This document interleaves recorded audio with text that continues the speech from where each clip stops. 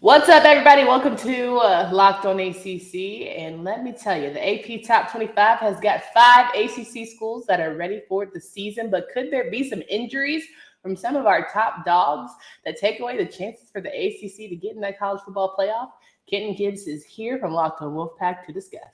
You are Locked On ACC, your daily podcast on the Atlantic Coast Conference. Part of the Locked On Podcast Network, your team every day.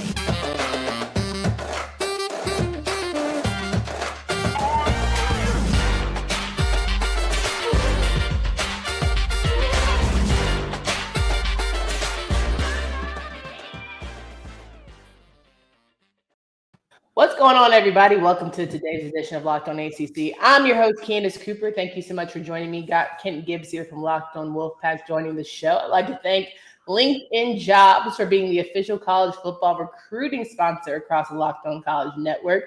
LinkedIn Jobs helps you find the candidates you want to talk to faster.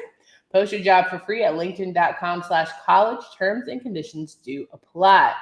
We are off to the races here. Kenton Gibbs, how are you feeling? You know, speaking of LinkedIn, y'all need to reinstate my LinkedIn recruiter. It was an accident with the company car. Put me back on. No, I'm just joking. But seriously, I'm feeling great. It's a beautiful Monday. It's a cloudy day here in Raleigh, but it's finally below the Devil's toenails heat. So I'm feeling all right. You know, it's a good point you brought that up. I walked outside today and I was like, okay, I can feel a little breeze, catch a little vibe. Maybe that's just the perfect time for football. And what more perfect time for football than the AP Top 25 poll being released? We talked about a lot of preseason polls here. We talked about coaches poll. We talked about, USA Today poll. But now we got the granddaddy of them all in so many respects. We've got the ACC. So I'm really excited about the opportunity to have Locked on ACC get to talk about 5 schools. We always talk about this realignment and whether or not the ACC is legit, and 5 schools in top 25. I think that's not a bad shake. Do you feel excited about that? 5 schools being in the top 25? Oh, absolutely. I don't think that I think that it's no small feat, and I think that there are a lot of interesting things going around about why teams are being paid what they are paid, or why conferences are making more or less, or whatever the case may be. But one thing that I can tell you is for sure is that the ACC is playing quality football. They're playing quality football as a conference, so it's hard to make certain comments about, well, you aren't getting paid as much as the SEC and the Big Ten because you aren't playing the same level of ball. Because I have argued for the longest that the ACC and the Big Ten are much closer than the Pac-12 or Big 12 are to the ACC. Absolutely. So let's start. We're going to go in this ascending order. Is that right? I'm pretty. So we're going to go basically from the lowest one to the top one. Okay? Yes. Mm-hmm. Okay. Right. So let's start with the fact that people just got votes. North Carolina, they got 9 whole votes to be in the top 25. I know you're looking shocked and surprised, and we're very much house divided if you're watching here on YouTube, but 9 votes ain't bad. Considering we don't know a quarterback, considering British Books is down, I'm not mad at not Carolina getting 9 votes. I know you're feeling away, but I just want you to know that. I'm not upset about it. I'm confused. I'm just a little confused. That's all. Hey, somebody believed in North Carolina. That's all there is. Somebody's believing.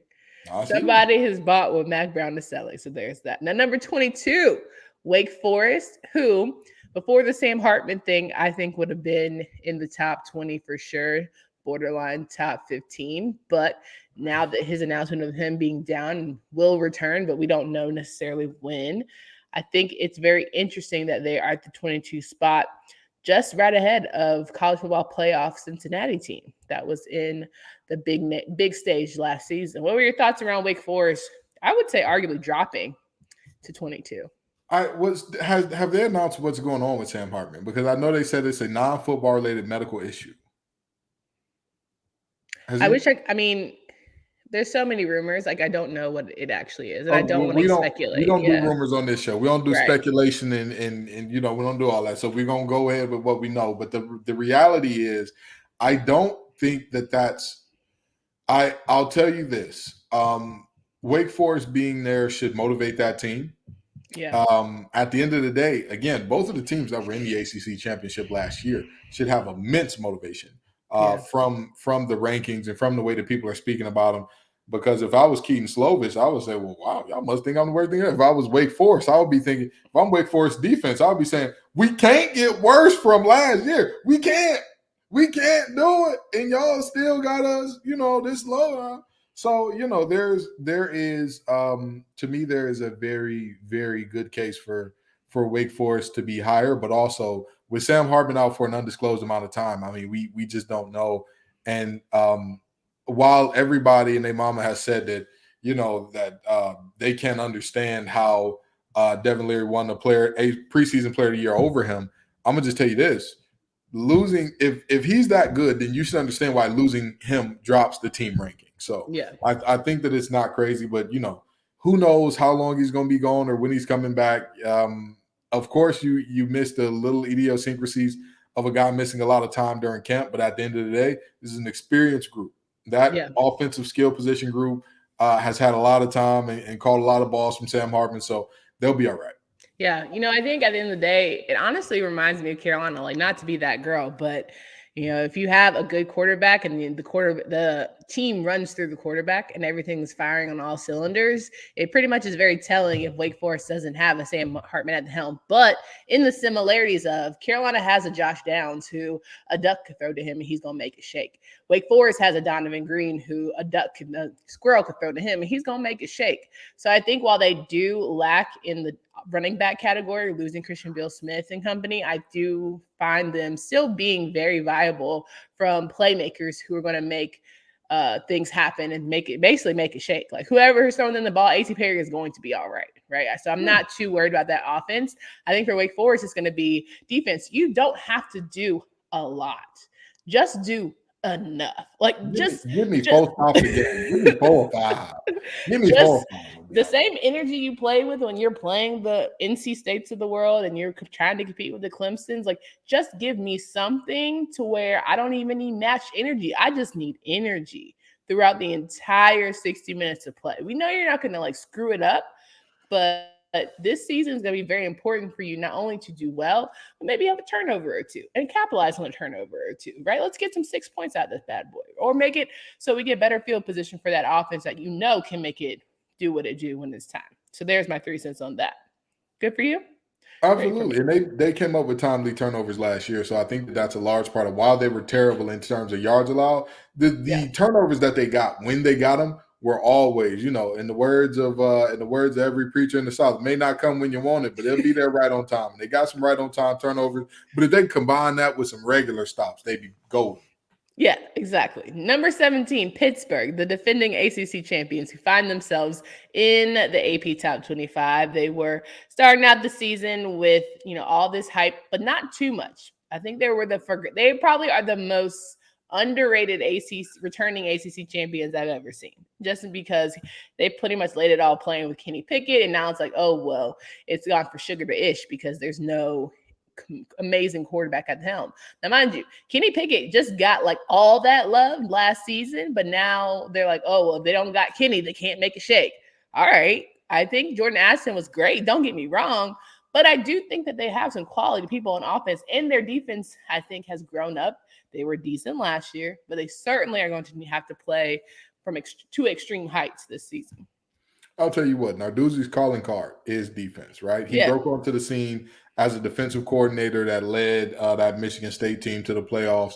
Defense is his calling card. It's what he does. And it's going to be interesting to see because at the end of the day, the best teams have an identity, a solidified, this is who we are, and we're not going to adjust for you. You're going to adjust for us. Last year, Kenny Pickett and Jordan Addison, that combo was the foundation of the identity.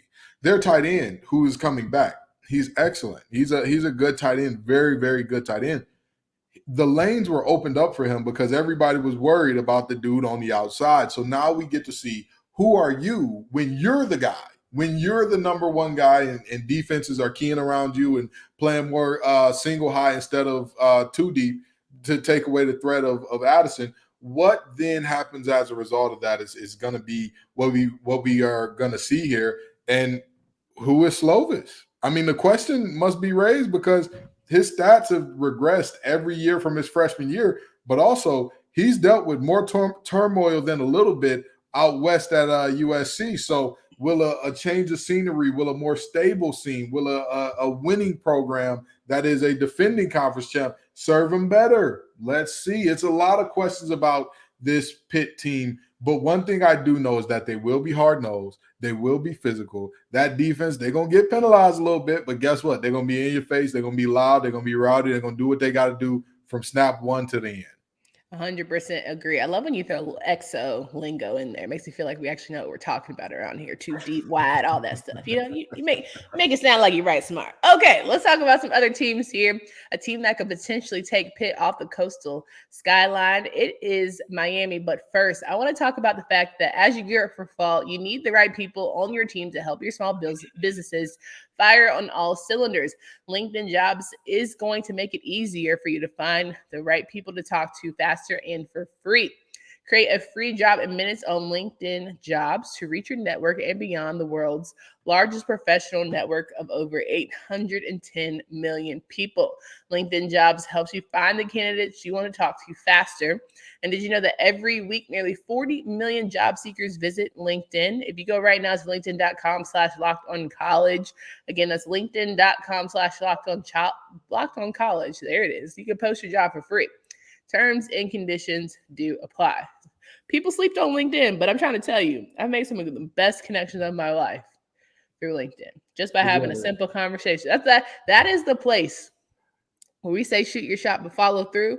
That's the place to shoot that shot and follow through. Again, if they could just reinstate my recruiter, you know what I mean? Hey, LinkedIn, I know y'all listening, you know what I mean? Just go ahead and hook a brother up, you know what I mean? It'd be great. But anywho, yeah, we do love some LinkedIn here. No doubt about it. Number 16, Miami, the team that has been the talk of the town, the team that everyone be in the comments being like, you don't love Miami, you don't show no love to Miami, you don't really care about Miami, you hating on Miami. Well, I'm here to tell you, I done picked Miami, so I need all the attitude to change. Just cut it right now. Let me lay it to you plain. I'm believing in Mario Cristobal because he no nonsense. He scared me. I said I would line up right now on the hash. Whatever you need, sir. Yes, sir. Thank you. 2 bags full, sir. Like he makes me say, okay, well, screw the chain. We're not even talking about the chain. Give me the wins. And he gives me energy that the wins are coming. So you just geeked up about all the coastal coaches is what I'm hearing. You know, honestly, Jeff Collins, Mario Cristobal, Elko, even Mac. You know how I feel about me some Mac. I love all of them, really. Tony Elliott, oh gosh. I don't think I dislike any of them. Coach Pride, his energy is like, I gotta prepare you have to prepare for Coach Pride Day. You know what I'm saying? Like he don't come out the gate with it. He gonna be like, whoo, and you're just like, okay, right, all right, cool. Let me get my one pot of tea first before we get cracking. But anyway, that's not who we talk about. We're talking about Cristobal. I'm gonna tell you this. Again, I said that the coastal is gonna be an exercise and who can be the least bad. And I think that Miami is such an Atlantic guy. God no. Listen, it's the truth. It's the truth. Okay, you know what? The Atlantic such an Atlantic guy. The Atlantic are. I'm sorry. The coastal are the defending champs. So we got to give the coastal love. Period. Pooh. Come on. We can't. We got to put some respect on their name. Please. But with that being said, again, everybody in the coastal either has a new quarterback or a new head coach or both. So, you know, you're looking at a situation where that's not a team we're talking about here. Miami does not have a new quarterback. They have one of the best quarterbacks. They have one of the best, but how long has Cristobal been there? What does that have to do with anything? That's my point. If you're a good quarterback, a monkey can coach you, you'd be all right. I'm not saying Mario's a monkey. I'm not saying that at all. Before these comments get crazy. All I'm saying is you don't need a hard coach when you have that kind of talent. And Tyler has that kind of talent. I'm not saying that you do. All I'm saying is that is a good team that I think, again, they're going to look better than what they maybe really are because of their competition in the coastal. Give a compliment that's not backhanded to a coastal team right now. Do it right now. Let me give a compliment that's not backhanded to Miami because that's who we're talking about. I was just about to give a compliment to Miami, but if you wouldn't cut me off, Miami has some big time playmakers on that defense. Their defensive backfield has some playmakers there. Although you lose a Bubba Bolden to the NFL, you still have plenty of talent in that secondary, which Miami has always had. Miami has always even through their best of times, worst of times, from the 0-1 Miami up to the Ja'Cory Harris days on forward, they have always had some dogs in that secondary, and they still got them now. So, that shouldn't be a thing that surprises anybody. Good job. They've got some playmakers on that back end. Good job. Thank you. I know that almost came easy for you, right? Easy. That's good. Look at you. I'm so proud. You said something nice about a coastal team. That was, I know, it pained you. The coastal fans hate me. First, it was Pitt when I said that Kenny Pickett wasn't the first rounder. Then it was Miami for a while. And again, I said that we don't have no problem with all I said was that Cristobal was probably going back to Oregon. They killed me for that. I was wrong. He returned to his alma mater. Congratulations. Well, look, now you got the opportunity to speak highly of the next team that we're going to discuss here. Number 13, NC State, who tied for the best opening season ranking in school program history. I think it's high time that they just match the 13 and up energy, because Big Boomer said we're going to the college football playoffs. I'm ready. Boom, bow. Let's get it. Let me let you in on something, okay? In Hard Knocks, everybody's Lions fans. Now, don't worry. We're willing to let you on the bandwagon. Don't worry. But anyway, their running back, Jamal Williams, said, if you ain't ready, if you ain't hungry, then get out the way while the big dogs eat. And this is NC State's year to determine which one they are. Are they the big dog that's going to eat, or are they the puppy that need to get out the way? Maybe they have a puppy on the porch. Is NC State the puppy on the porch? If they don't have a good season, if they get beat by Clemson in Death Valley handedly, we might have to call them puppies on the porch. That's what I'm going to title the episode. When Clemson plays NC State, and if NC State squats the bed, the episode title will be NC State puppies need to stay on the porch.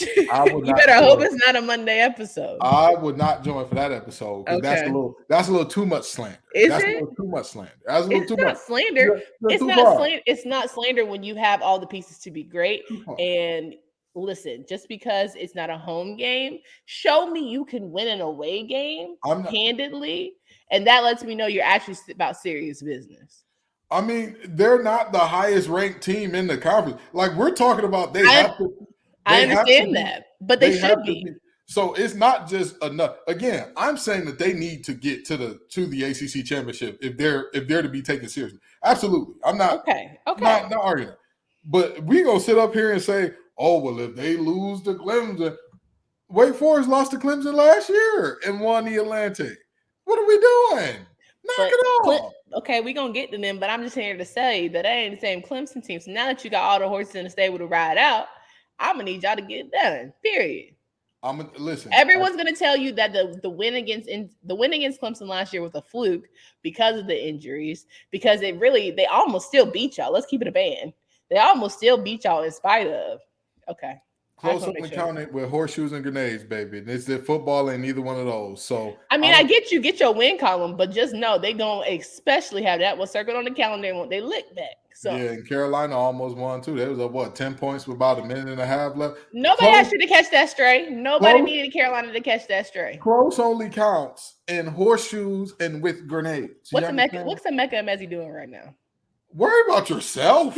Worry about yourself, okay? Okay. Because, I mean, we could talk about the fact that De'Ami Brown ain't pissed to drop, even though his quarterback is up in Washington with him. But he's doing well. First of all, at least he has some film to run. Daz Newsome got some film to run. I'm sure. In the NFL? Daz Newsome. Okay, run the highlight tape, bro. Go ahead and do the search, because I ain't seen Emeka's name nowhere. Okay. Anywho, Devin Carter's name ain't gonna be there nowhere either. But anyway, as I was saying, the fact of the matter is, almost don't count. Almost don't count. And the reality is, this NC State team. And speaking of almost don't count, last year NC State was almost in the ACC championship. Almost does not count for this team. Being close will not count for this team. Being on the precipice ain't enough. It's you time. Better use your SAT prep words. It's time for this team to either reach the highest heights, or for folks to know, well, I guess 8 wins is the highest height. 9 wins is the highest height that this program can possibly achieve. Spell precipice. Anyway, if you haven't tried Built Bar Puffs yet, you are depriving yourself of one of life's greatest joys. And guess what? There's a new flavor. And guess what it happens to be? That is the indulgent cookie dough covered in chocolate.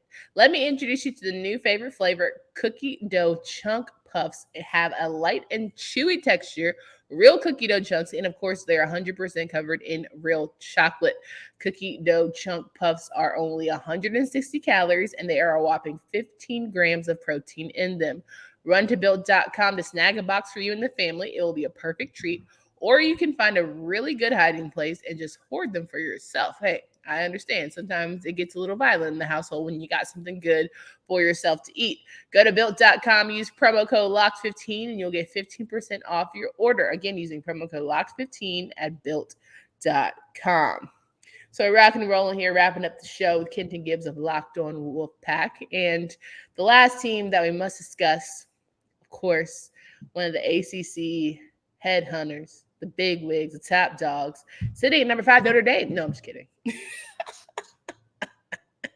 The Fighting Irish, the team that may one day find themselves in the ACC. No, I'm just kidding. Number 4. I'm going to tell you Go what. ahead. You want to say something about him? Our cousin? Let's talk about our cousin. They're a first cousin, though. They're not a second. They're not a distant cousin that we don't know. That's a first cousin. Come on now. That's a first cousin that don't come around to the cookout often. The like bougie every cousin. now and again. The cousin that think they better than everybody. That's that cousin. Exactly. Let me tell you something.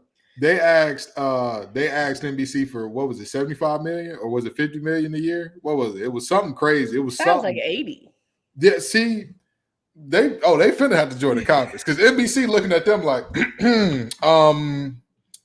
I'm gonna just tell you something. We ain't making bread like y'all think we make it. Now I don't know where y'all think. Y'all think we started a little Peacock network and y'all want to go crazy. Y'all got $80 million money? Like, anywho. Mm-hmm. But when we talk about Clemson, okay. Yeah. Them being Who is at number 4, by the way, for those who don't know? Yes, they're at number 4. We're skipping them. They're at number 4. They're at number 4. I am very intrigued by this. I think that they're one of the upper echelon teams in the conference. I don't want to disrespect this team based on one down year. Yeah. However, the things that created the climate for that down year were not immutable, like, oh, this is gone forever type of things. Like, yes, the volume of injuries that they had was horrendous. Yes, that was really, really bad. Offensively, the production wasn't the same. It wasn't even when Shipley was healthy. The backfield wasn't. Travis Etienne wasn't walking through that door. Like, that's just the reality. You know what I mean? At the quarterback, beyond that, I'm about to say DJ wasn't exactly giving us breathtaking play after play. At the quarterback position, Trevor Lawrence wasn't walking through that door. Deshaun Watson, for a multitude of reasons, wasn't walking through that door. I'll even go as far as Kelly Bryant wasn't walking through that door. Because say what you want about Kelly, but Kelly could manage a game now. He wasn't going to win it for you, but he could manage a game. Not for nothing. DJ managed the games. He didn't lose the games. They won 10 wins, bro. I'm okay. Listen, I'm going to say this. Sometimes a lot of people like to give quarterbacks win as a statistic. I'm going to tell you this. There are times when I think teams win because of a quarterback, right? That's what you got going on with Pittsburgh and Kenny Pickett and NC State and Devin Leary and that's sometimes and even Brent Armstrong at Virginia. Brennan Armstrong. You win because of the quarterback. You know what I mean? Sometimes you win with a guy. Like you win and the guy is there. He doesn't hurt you too bad. He doesn't win you a bunch of games like how Oregon's last quarterback. He didn't do great stuff, but he didn't do terrible stuff. You know what I mean? Yeah. He was the Boston College transfer. Help me out. Brown, I believe it was Brown was his last name. Don't get me to lie. That's my point exactly. You don't remember them, but they went. They had all these amazing bowl games and all that, but you don't remember them. Mm-hmm. They won with them, and then there are times where you win in spite of your quarterback. Where your quarterback is not helping, in the words of Saucy Santana, one thing about them comments, they is not on your side. And sometimes that quarterback playing like he is not on your side and you still win. honestly, I think DJ was somewhere in between you win with them and you win in spite of them. He was somewhere in between there. So they got the new kid, Cade, and they say, hey, if DJ ain't the guy, Cade gonna step in. But you're expecting a freshman to come in and perform at a level that, I mean, Trevor Lawrence, Deshaun Watson, those guys are very rare. You know what I mean? Like, yes, off the field things aside, those two are two that you will not find every day. And so, with that being said, I don't understand how you lose two of the most impactful coordinators in the game. One of whom has never. Very interesting stat about Brent Venables. He has never been a position coach or better on a losing staff. And that's not just Clemson. Even back when he was at Oklahoma to start, he had never been a part of a losing staff, or I believe it was West Virginia. It was either Oklahoma or West Virginia, one of those two. Mm-hmm. His teams had never had a losing record. That's not an accident. That's a bad boy there. Elliott, a lot of the same thing going on there. So, I mean, this team, I do believe that they're in the upper echelon. I do. And I'm not mad at it because them being in the top 4 helps the ACC, I guess. But still, 4 feels a little high. I think at the end of the day, it reminds me that Clemson is definitely in a different bracket than the rest of the ACC still, for the fact that they were still able to get a number 4 seed in spite of a down season.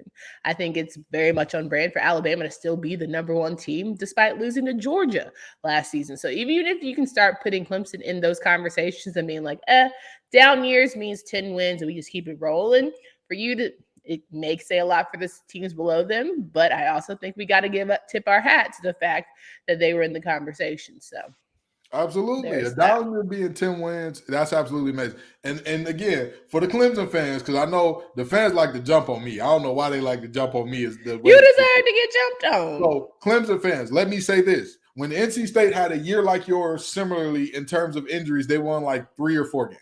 So for y'all to have a year that was riddled with injuries and win 10, although, albeit, may not have been the same amount, but for y'all to have anywhere near the same amount of injuries and win 10, that does speak to the quality of Dabo and of that coaching staff and of your depth. That it really is. And now to not have those coaches there from an offensive and defensive coordinator position, it'll be interesting to see how the tides turn. But, here we are. That's why they played the game. Listen, that double A gap blitz that Venables drew up against NC State, where the 2 Mike linebackers came in the A gaps and the safety came in behind them in the A gap.